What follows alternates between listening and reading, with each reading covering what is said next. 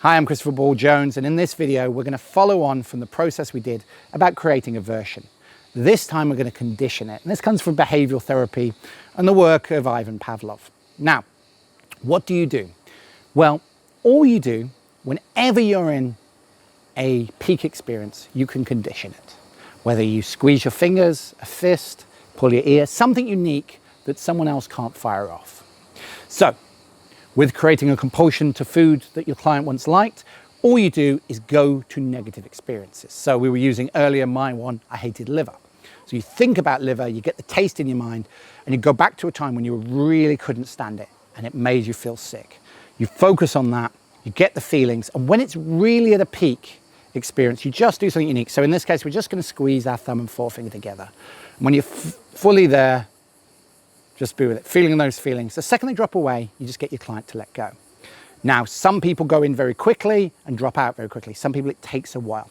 The key is to read the body language, and this may take practice, but the more you do it, the better you'll become at it. So then you can think of another time, and you can keep doing this. 3 is a good number, but you can do it more. So think of a time when they were really sick. They had a stomach problem and they were throwing up. And go to that time, find it in your mind. Get the thoughts, the feelings, the emotions, go to that time, squeeze your fingers together, and then double it. Make the images bright, make the feelings strong, let them go from your head down to your toes. And as you're fully with that experience of feeling sick, be with it. And the second it drops away, let it go. And then you do one more time.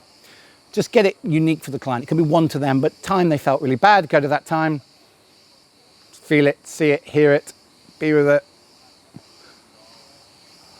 Make it bright, make it vivid, make it 10 times as strong, the feeling stronger, 10 times as bright, the images, the sounds in your ears 10 times as loud. And then you can just let it go. Now, what should happen? You now get the client to think of that food that they once liked. And all you do, when you're ready to go for it, you just get the client to squeeze. And as long as the negative is built stronger than the positive compulsion, it'll cancel it out and you'll be wanting to avoid it. Now, if it's not, then it may be two things. You may not have fully associated the client enough, or it may just not be strong enough, so you need to do more events. Either way, just keep building it, get the client to practice thinking of the negative, and it should become more powerful. Now, you can also do this to a client. So let's say when they're feeling in a negative space, when they're feeling horrible, you just touch them on their shoulder, or you can touch their knuckles, and then whenever you want them to feel that again, you fire it off and they're back there.